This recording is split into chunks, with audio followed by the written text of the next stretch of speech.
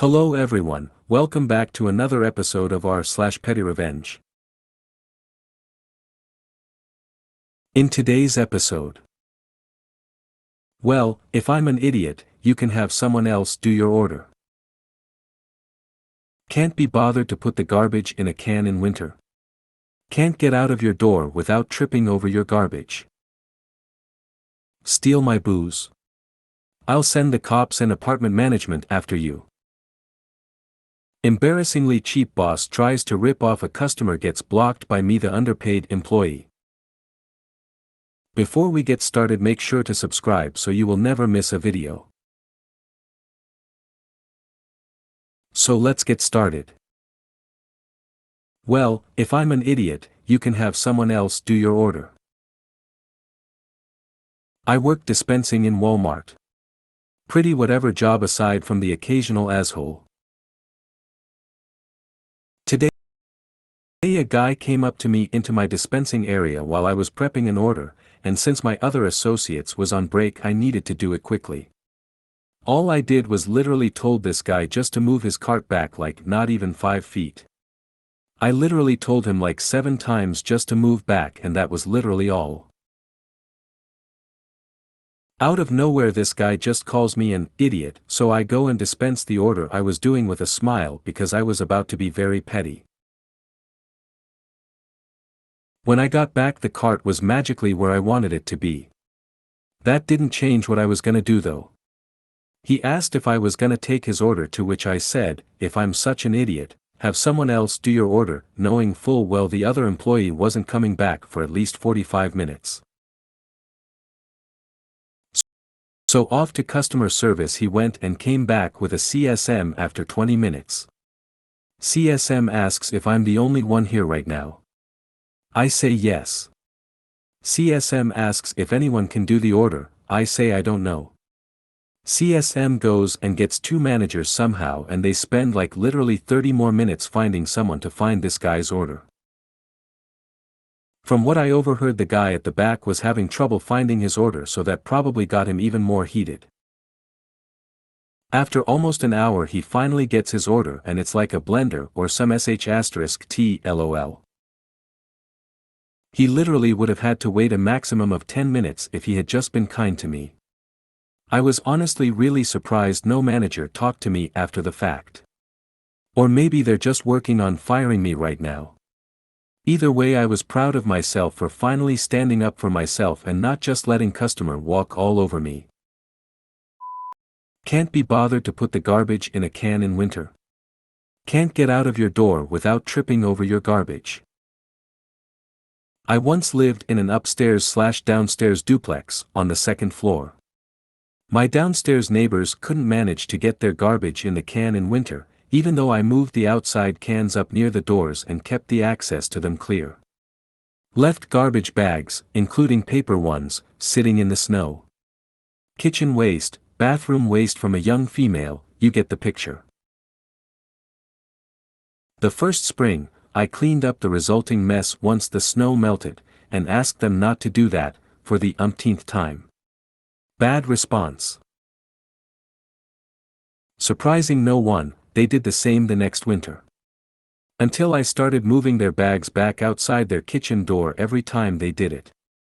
And their front door. Couldn't get out without tripping over their own garbage bags. They thought that was a terrible unneighborly thing to do, but they did eventually manage to find the garbage cans and use them, even in winter. Amazing. Steal my booze. I'll send the cops and apartment management after you. I'm a college student going into my sophomore year. I just moved back into my apartment a few days ago since class is starting back up soon. Of course, my friends and I threw a small party at my place since we haven't seen each other all summer. It was pretty early in the evening, so nobody had shown up yet. My roommate and I were sitting on our balcony drinking lightly, and the girls in the apartment directly above us were also out on their balcony. Naturally, we started talking to each other from our respective balconies, and I ended up inviting them down to my place. They came down, and since there were now more people than planned, we had to go get more drinks. My roommate and I made the admittedly stupid decision to leave them in our apartment alone while we went across the street to the liquor store. When we came back, the girls were gone, and so was the beer we had in the fridge. I opened the door to my balcony and I can hear the girls up there laughing and telling their friends about how they store our sh*t. My roommate wanted to go yell at them, but I said we shouldn't escalate drama with our upstairs neighbors so early into the year. However, as the night went on and the more drunk I got, the less I gave a FCK. I knew exactly what type of beer they had, since I was the one who bought it. I walked across the street to the liquor store again, and picked up a 6-pack of that beer. They were bottles, you'll see why that's important soon. I waited until about 11 p.m., maybe closer to midnight, I don't know. Now that the night had really gotten started, there's more police out and about. I pull my new 6-pack out of the fridge and go out on the balcony. Remember how their balcony is directly above ours? And how they're making a bunch of noise up there, clearly having a party. Well, my friends and I were just quietly playing poker, so if a few glass bottles were to hit the sidewalk right underneath us, who would be the more likely suspect? I think you get where this is going now. I put a beer on the railing and pushed it off the ledge. Of course I'm being careful to make sure I'm not dropping it on anyone's head. After I dropped the second one, this is starting to get a little more risky and we needed a little more OPSEC.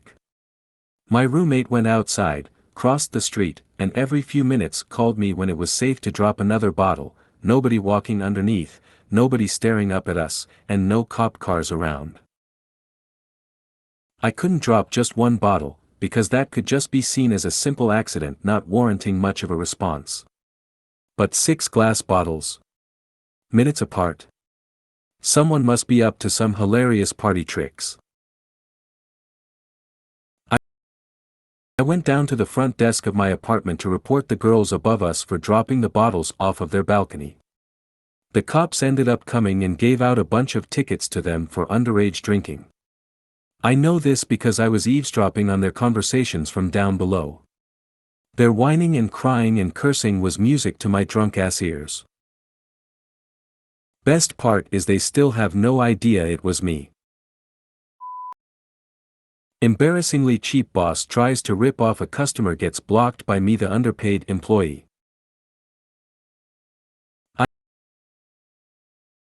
I am educated and experienced but have a disease that limits my ability to work long hours. So I picked up a part-time job at a luxury store near my house.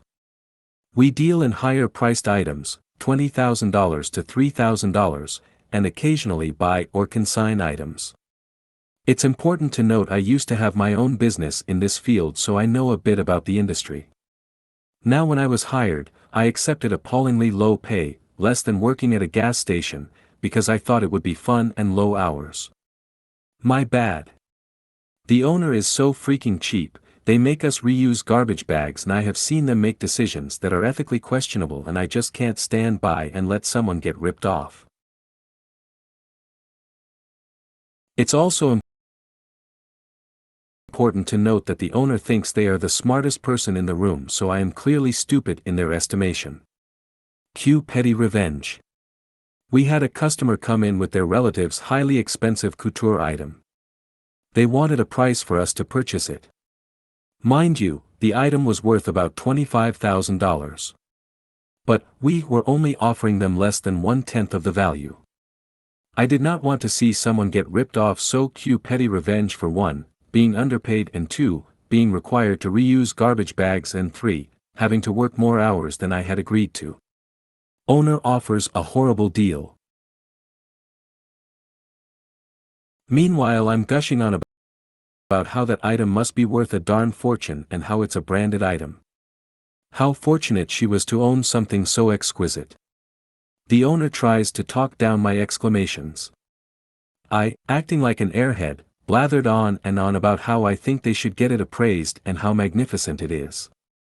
The owner steps in front of me and takes over. I, standing behind the owner, am making eye contact with the customer who has clearly caught on by this point. I'm shaking my head no. As the owner is trying to make the case that it isn't that valuable. They left with their items and I got a big old talking to about how I just don't understand how the business works and was berated for contributing to the loss of a sale. To this day, I do my best to block any low-ball, insulting offers. When the owner takes over, I refuse to participate and walk away if someone wants us to buy grandma's really expensive items. Oh, and I've started using extra garbage bags too. If you made it to the end of the video, thanks for watching. Don't forget to like, subscribe and share, and we will see you in the next video.